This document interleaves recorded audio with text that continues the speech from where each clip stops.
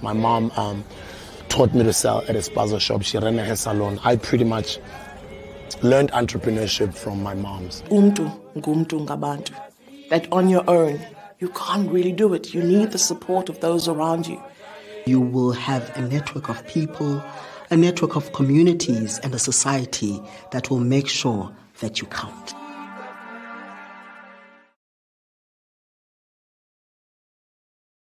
And very, very welcome to tonight's edition of Saita StraightTalk. We gather twice a week on a Tuesday night and on a Thursday night at 7 o'clock, where we discuss pertinent issues that involve the informal trading sector. Tonight is going to be a very exciting discussion, and I'm extremely honored to have such a wonderful panel of participants around. I'm going to start by just saying good evening to our president, Rashida Miller, and each one of our participants. As I call your name, just introduce yourself. Good evening, ma'am. Good evening to everyone who has tuned in to Straight Talk by Saita. And thank you to the panelists for joining us tonight. Next on my screen is Mr. Alex Kunta. Good evening, sir. Good evening, Liz. Good evening to Saita members and the public at large. I think it's nice to be here. Thank you very much. Good evening. Thank you, Alex.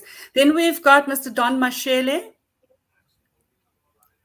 Good evening, everyone. My name is Don Mashele. I'm from SIFA, Small Enterprise Finance Agency, and I'm looking forward to the engagement. Thank you. Mr. Colin Lashow. Good evening, sir. Yes, so good evening, everybody. And I would just like to say thank you for the opportunity that you have afforded us to be part of this panel discussion this evening. My name is Colin Lashow, and I am the Provincial Manager for CEDA in Gauteng. Thank you. Thank you very, very much for that. Zanele, good evening, May. It's Women's Month, and now I leave you to almost last. But you know what? Because we're women, we can stand anywhere in the queue and dominate still. Good evening. Good evening, everyone. Hi, my name is Zanele Panziso from SIFA, Small Enterprise Finance Agency. Thank you. Good evening. And then Mr. Stephen Amlau, good evening to you, sir. Good evening, Louise. I hope you can hear me. And good evening to the president. Good evening to my colleagues from CEDA and SIFA. And good evening to the listeners and the members who are with us tonight. It's such a pleasure to be here. And thank you for affording us the opportunity to be part of this engagement tonight. Thank you. Good evening. And then I see another name. Is that Sandra? Good evening. Good evening, colleagues. Can you just introduce yourself, please? Oh, my name is Sandra Mashiko. I am the Marketing Director for the Department of Small Business Development. Thank you. Thank you so much for joining. I know there are a couple of panelists that have now indicated to me on a different electronic channel that they are having a little bit of issues joining, but we're going to start the conversation because there's just so much to cover. So TREP, the program, the Township and Rural Entrepreneurship Program. Rashida Miller, as the president of Saita, I need you to please set the stage for us in terms of who Saita is and how this becomes an important topic for informal traders.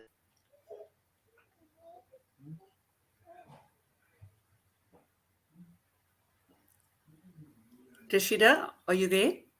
Yes, I'm here. Saita. Who is Saita?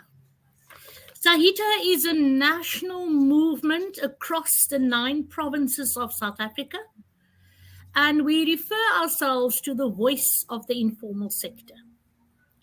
It has been a long journey to arrive at a national platform for us, for the informal traders, but we have arrived and we are here to engage not only government, but also the business sector. So tonight we are sitting with a topic which is hot on the lips of everyone as an entrepreneur, as an informal trader, as a small business.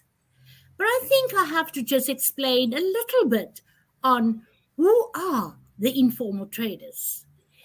Informal traders are on the streets, on the corners, at the taxi ranks, in market squares, just about everywhere. At the community, in their communities, they are also on the corners, etc. Informal traders are not there by desire. Informal traders are there because of survival. And we need, as government in particular, to understand who the informal traders really are. And later on in this chat, we'll be talking about why don't they register as PTYs, but we'll get there. So that is just the platform that I wanted to put in place, that we are talking to the informal economy workers across the country and their needs and their interests in TREP. TREP refers to relief funding, opportunity to get funding. So we're going to unpack that tonight and how we as the informal sector can access it. Thank you. That's such a lovely set the scene. I think I'm going to start the discussion off by asking, how does a trader start the process? What is TREP intended to do for informal traders? Colin, do you want to go? Certainly. Thank you so much for that. So TREP, as the Township and Rural Entrepreneurship Program, is one of the flagship programs of the Department of Small Business Development. And the department and its 2 agencies, SEDA and CIFA, is basically implementing the program. So what does TREP mean to entrepreneurs, specifically your informal traders?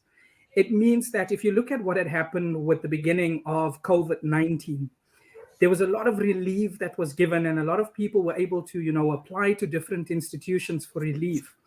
But your informal sector could not really, because there was no information, there was no data around what is happening with the informal sector. And, the minister, together with colleagues, then had to come up with a solution or a plan that we would then look at and implement in terms of what are we going to do for businesses that is operating within townships and rural areas.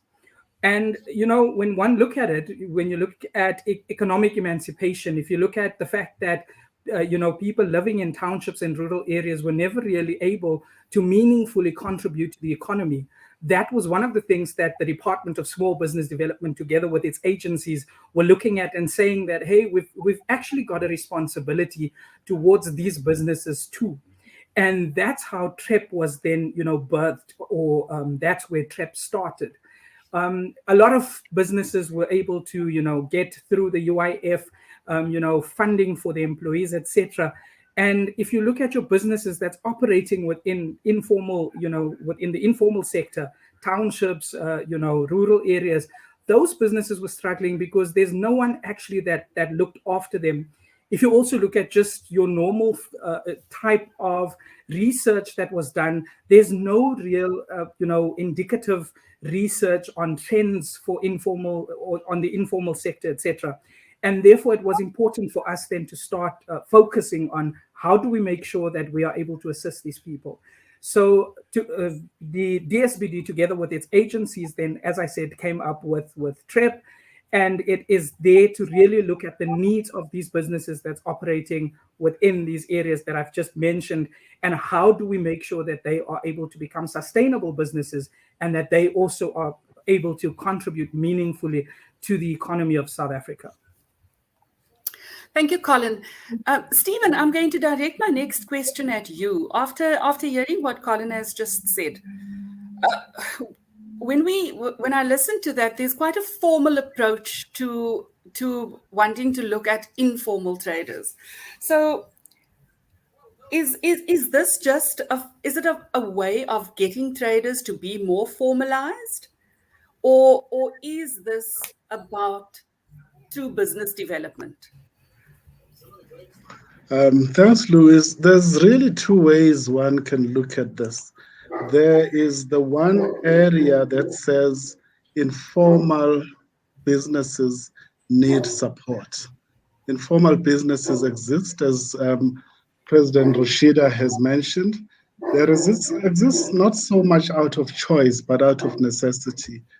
But there is a need for support, some kind of upliftment support to say, you cannot, in this day in South Africa, struggle alone. In fact, it's a global trend, but let me restrict it to the South African environment. So that's the one area that we provide support to the informal businesses. But there's another arm that says we should begin to say, should these businesses not now be part of the mainstream economy? And that is where we begin to open up bigger access to bigger opportunities, not as a mandatory step towards formalization, but as an opportunity to say we will provide those opportunities for you to become more established, better established setup, so that you can access, whether it is from government, it is from the private sector, and the pathway to that is through becoming a formal establishment. But the support part is available irrespective. You will be supported as an informal business, remaining informal with the opportunities to go into a more established space as a business where you get better opportunities. Thanks, Louise. I hope that really gives it some perspective. No, certainly does. Thank you very much. I can't help, though, but wonder, because what you've just said, Stephen, sounds very much, and it sounds very closely aligned to the R204. So is this intended to bring the R204 closer to is TREP really the vehicle that we are using to implement the R204? Don, I'd like to hear from you, please.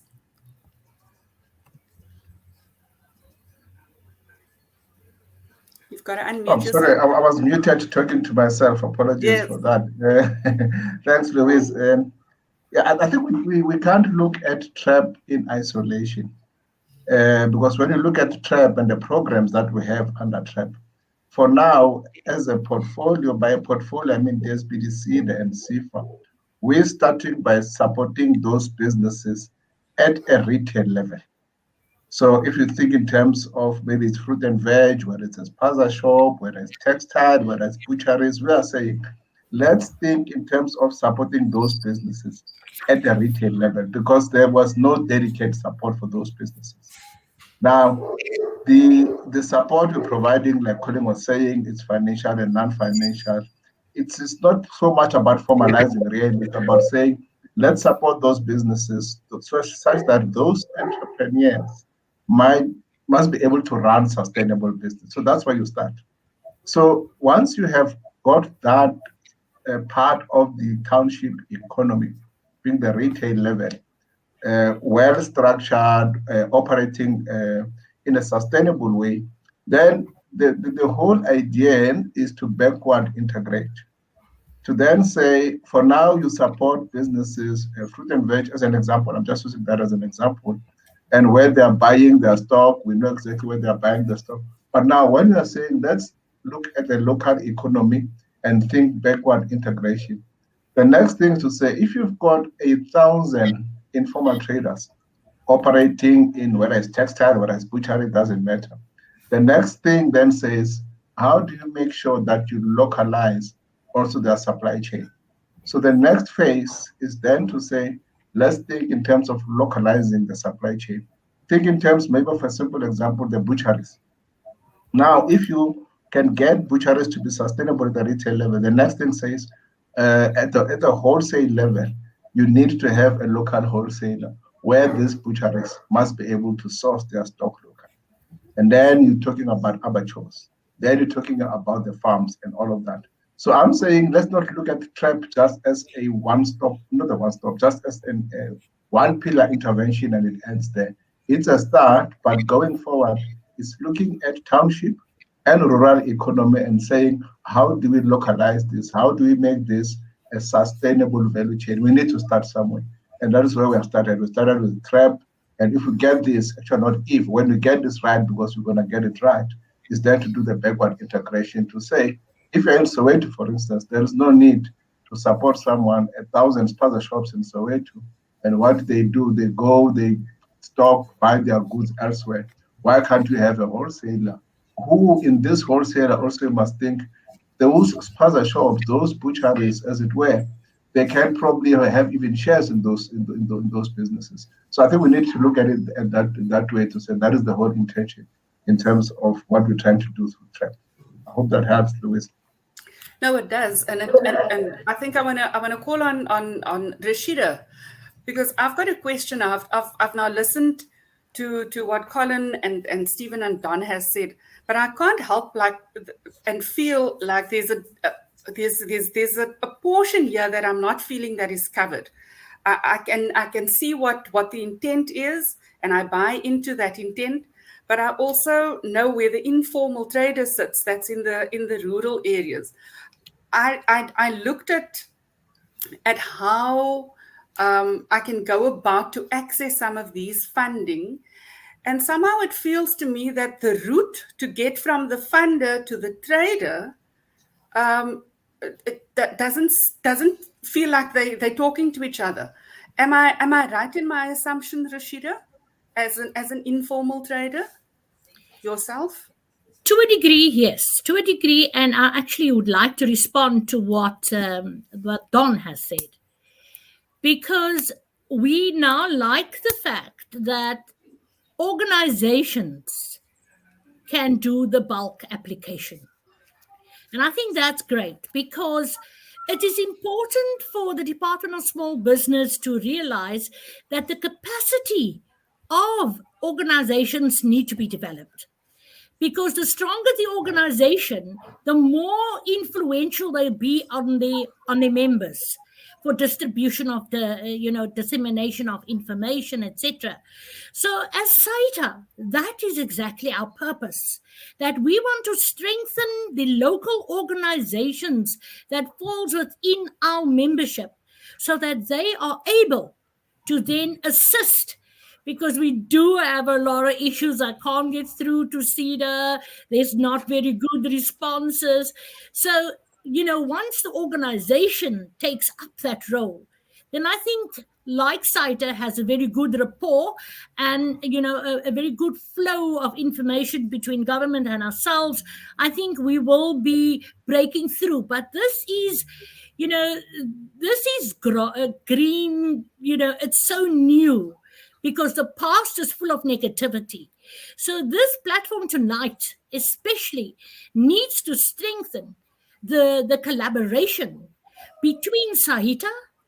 Remember, Saita is national, so it has provincial offices, and in each province there are district offices, and in the districts you have the different locals.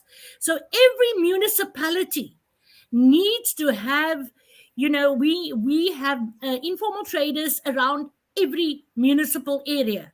As you know, the land that the informal trader trades upon is municipal and government land. And that is where a lot of stumbling blocks lie, because many municipalities up till now, we get information daily. Please come out and help us. We can't get the municipality around the table, to talk and have, have bargaining sessions, roundtable sessions. So I think this what's happening now on Saita StraightTalk is a strengthening of and collaboration of partnerships within the informal sector and the Department of Small Business Development through their two agencies.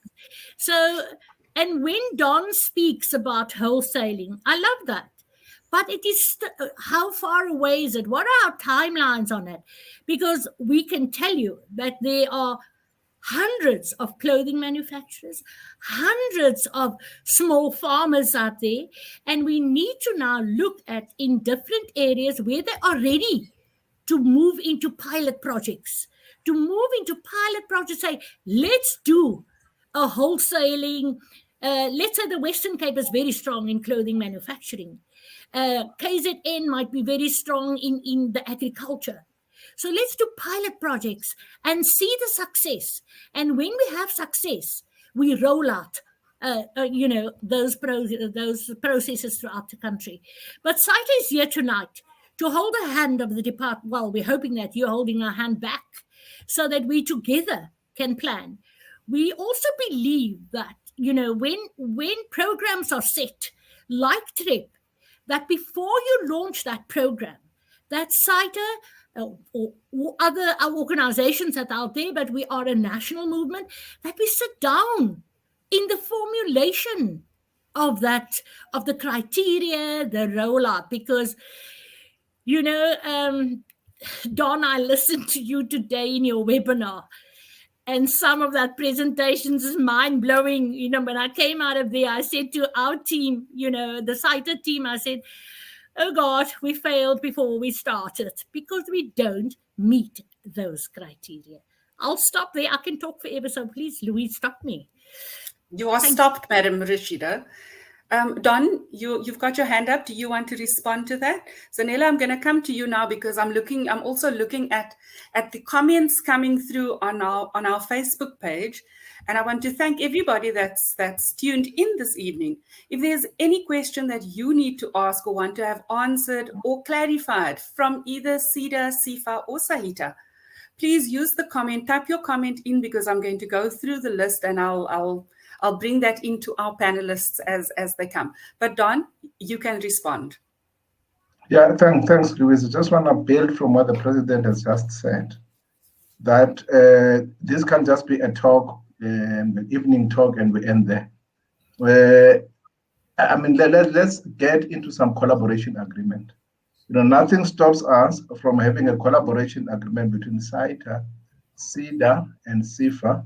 And I'm putting it in that order because remember now how the value chain of applications for TREP is structured. That is why when we present as a SIFA, we present the criteria and say, for you to be funding ready, you must have X, Y, Z. It's not complicated things, but it's what you need to have. Now, it's at the funding level. Before the funding level, we've got our sister organization, SEDA. SEDA, the colleagues will unpack. The role of SEDA is to make sure that these businesses are prepared. I can say it's more like a clearinghouse, if you like, to say you're not ready, you don't have this, you don't have that, and let's assist you until you get to that point. But also it's important for SEDA and to have those partnerships like the chambers, like Saita, to say you've got the members, you've got those members. How do you create a seamless flow so that it's not a member just going into a SEDA branch office or a SIFA regional office and make an application? So I'm saying let's, after this, have that collaboration agreement. And some of the pillars of the collaboration agreement can be what the president have just said. So, okay, let's pilot something. Let's start somewhere. You can have value chain financing depending on the strength of the province, on the strength of certain townships. You made an example of the Western Cape in textile. Why can't we start there? In KZN, you made an example of the beef industry, as it were.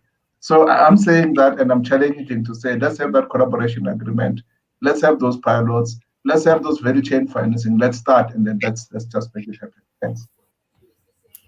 I'm sure our president is very, very, very happy to hear that there will be that kind of agreement. Alex, I want to ask you, since Don has now referred to SEDA really being the first step, and like I said, how do we approach SEDA? How does an informal trader approach SEDA? Thank you, Louise.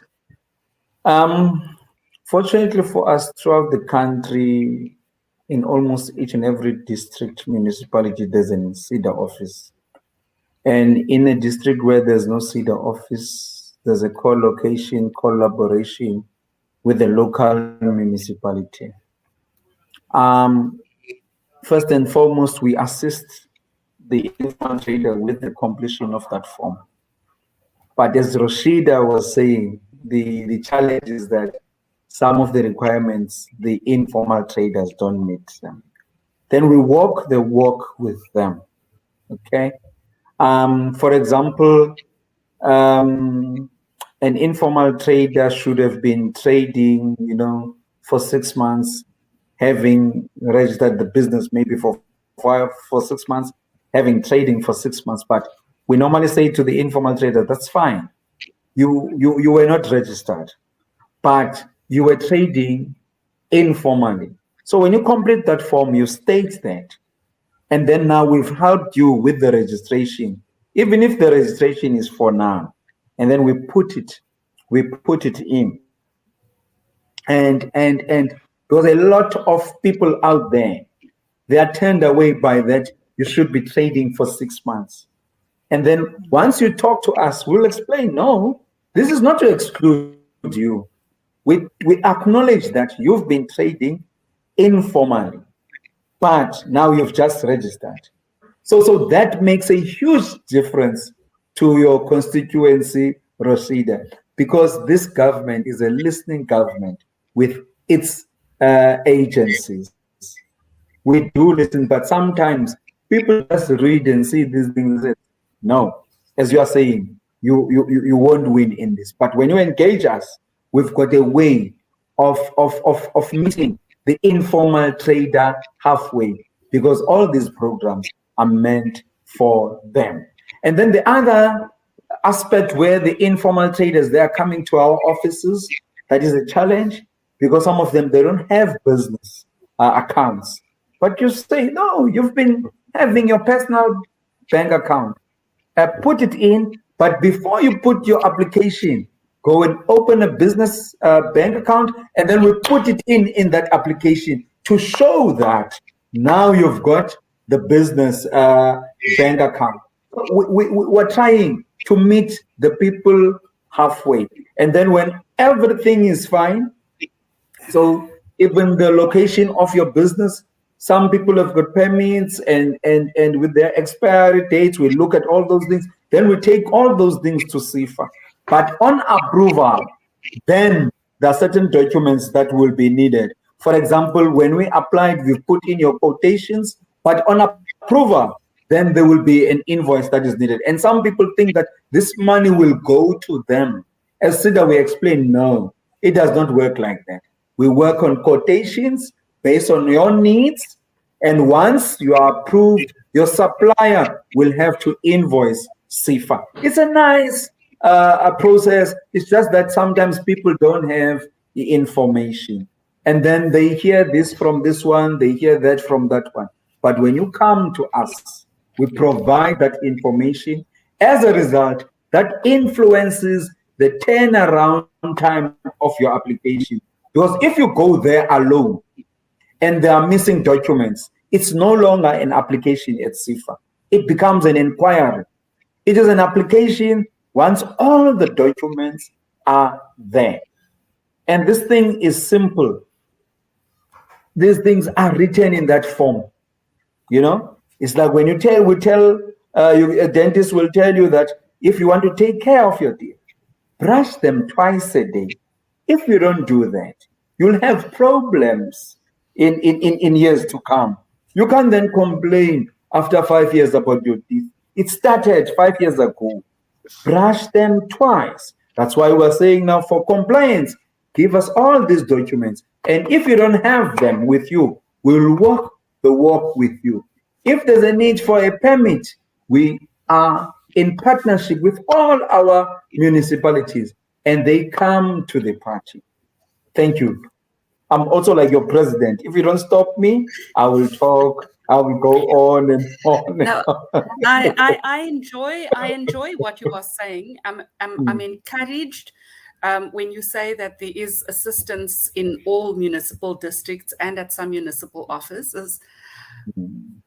But I still need to understand, and maybe I'm the one learner in the class that needs to stay behind for extra classes.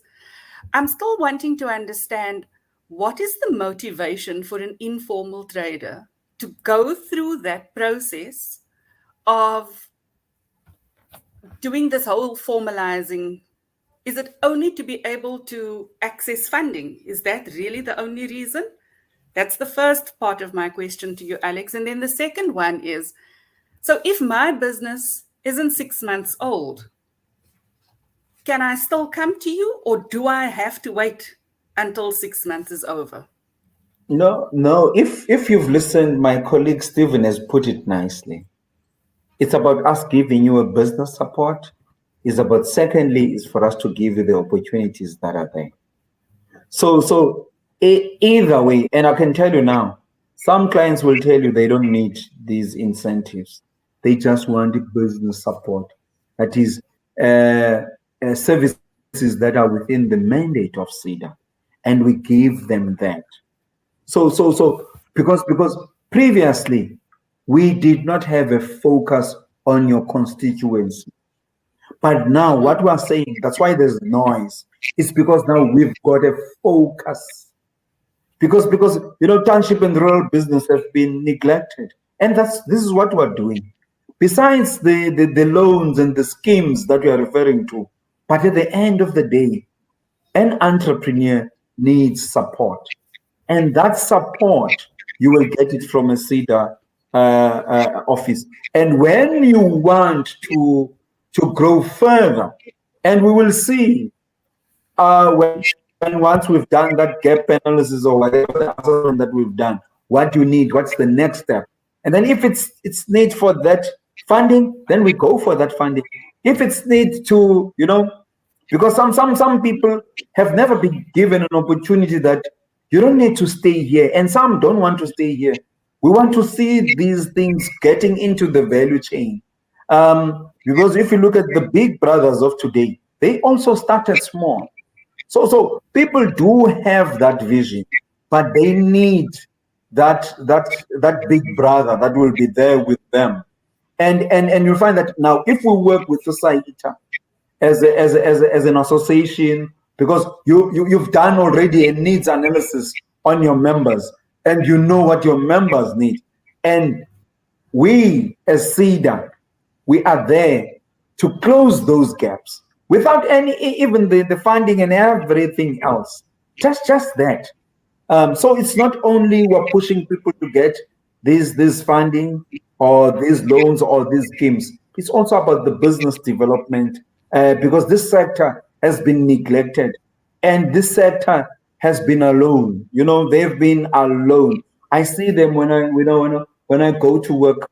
You find that people are already there at 5, and then you ask yourself, if a person is here at 5 a.m., at what time did this person wake up? Did you see what I'm trying to say? So the zeal, the enthusiasm, the vigor is there. But government is saying now, I need to support these people and to push them to the next level. Thank you, Alex. I think it's great to know that there will be an understanding from when we end our discussion here tonight. But Zanele, I'm going to ask you, I see your hand, Zanele, and it's also as I want to ask you a question, but you can also respond after my question. I do see a question on the Facebook group that's from somebody in Cape Town, and that is, TREP doesn't really focus on the cities, but it does spark another question, and that is the amount of people at municipalities that are able to assist the traders. Has government got enough staff in place to assist this influx of informal traders to get their documentations ready to go to the next stage? Zanele?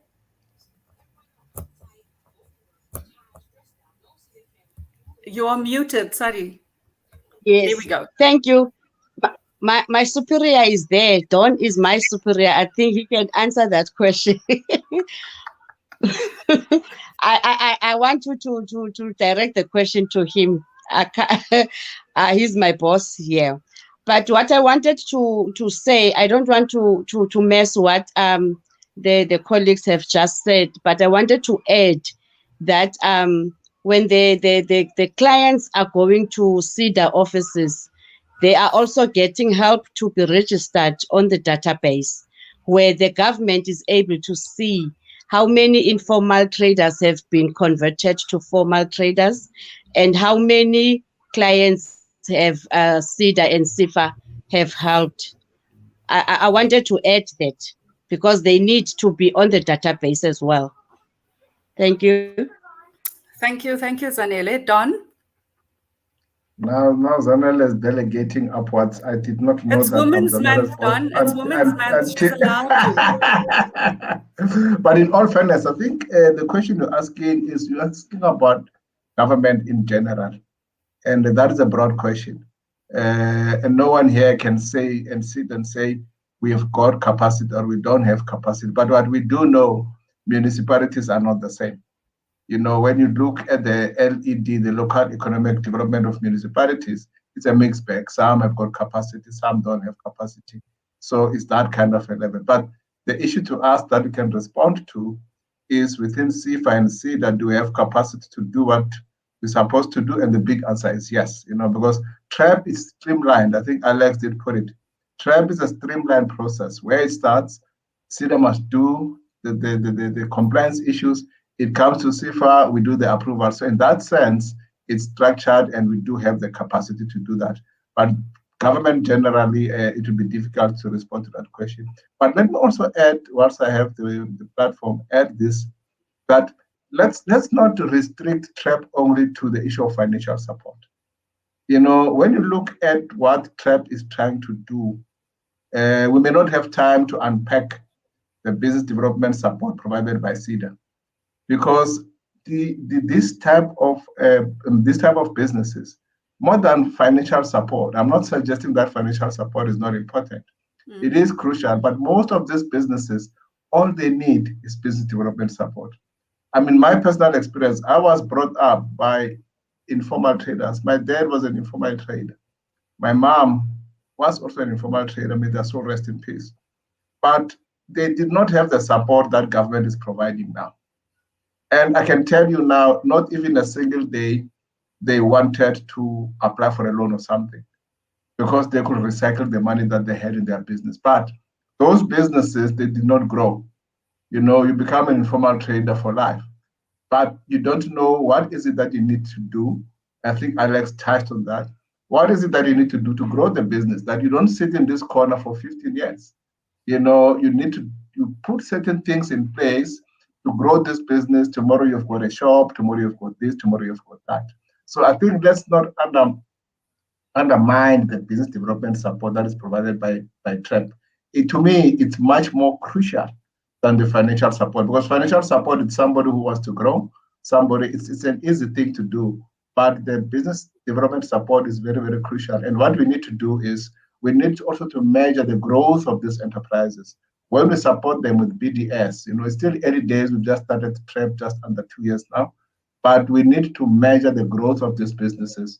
That is why it's important to formalize the wrong way, but formalize them in a way, have them in a database that Zanele was talking about, so that we're able to track, and assist them. We don't support them and just walk away. It's a structured way of supporting them as government.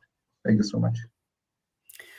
Thank you, Don. I'm encouraged by your honesty, because and it wasn't a general question about government. I was specifically referring to being able to assist the number of applications through SIDA and SIFA. But based on what you said earlier, now that there's sort of an agreement between Saita, we know that Saita has capacity. So if you're an informal trader and you need assistance, please make contact with Saita. It's a national movement that encourages all informal trader individuals and associations, and we can assist in helping get the channels through to the necessary government agencies. Alex, you had your hand up. Yes, I just want to clarify this thing of the municipality. I'm not saying the municipalities are going to help with the application forms, but you find that CEDA work in conjunction, in collaboration with the municipalities. So if they do get the applications or the informal traders, then they will contact the LED, because you find that in the LED unit, there are few, maybe two in some municipalities, two staff members. Then they will contact the CEDA branch, and then they will liaise when will CEDA go to that local municipality and then assist those people with the application form. So that was the collaboration that I was referring to. Not to say per se the municipality official will complete all those forms, but because we've got partnerships and collaborations with them, and sometimes some of the CEDA branches, they co-locate within the municipalities. That's how we help other informal traders. I just wanted to clarify that. Thank you. Thanks for the clarification. Stephen, it's something we spoke about last week in one of our sessions, but it's the one thing that keeps on coming up here as I'm looking through the comments that's coming on our Facebook page. And that's the issue of red tape, and in particular, the renewal of the licenses, and that municipalities are still not adhering to that government gazette. I just want you to touch on that and just explain to our viewers what the intention is by waiving the permit fees until the end of 2022, and what the answer is that a trader should give whichever law enforcement agency decides to come and visit. What is the correct answer? Can you assist, please? Thanks, Louise. A very quick answer is that there is a directive that has been issued by government generally to all municipalities that there is a halt on the requirements for new licenses, as well as a lifting of the fees that are required for licenses, and that expired licenses will be recognized for a period up to the end of December 2022. This is to allow government to put through programs that normally would require these licenses, but because of the state in which we are at currently, given all the circumstances that surround the economic environment, we've had to put a brake on these requirements, just so to facilitate that these programs should be able to be rolled out and accessed by those that need them so urgently. What we would like to see, and it's a good thing that there's a discussion of some kind of collaborative arrangement between ourselves, perhaps through CEDA, through CIFA, and Saita and other organizations, is that at least they could be our communication channel to their members to say, this is the message that does not seem to be getting through, not only to the municipalities themselves, but even the members might not be aware that there is such a directive. So the more people are made aware of this information, the better, because then we share this information. And in the process, and this is what is so good about tonight's discussion and other discussions that are taking place through this forum, is that we are beginning to talk very openly and honestly about the things that matter the most to all of us. We all share this common desire to see informal businesses receiving the support that they need, and we're all working towards that goal. There are those who are still lagging behind in this inclination, and we need to make them part of this dialogue, not only because of ignorance, because they don't know, but because it does not seem to affect them. You know, when Alex says he drives through in the morning at 5 and sees someone preparing to trade for the day, it touches him. But some people, it doesn't touch them because it doesn't really mean much to them. We want to conscientize people to be aware that there is a future business out there. Over time, that business is going to stand on its feet and not need to be there at 5, but be like other businesses that start a bit later because they've been empowered, they've been equipped. And this is the dialogue that we must carry forward. And this partnership will help us with that kind of communication. There's a lot more that is being planned, what Don refers to as the backward linkages. That's in the future, but we must start now to prepare for that eventuality. And the informal economy has been neglected for far too long. So now we are moving this whole process forward.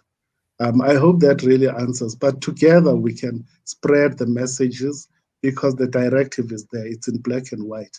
There's no two ways about it. Thank you. Thank you, Stephen. I'm delighted with the manner in which you clarified that. I'm looking at my president and I can see that she wants to say something. Madam President, the floor is yours.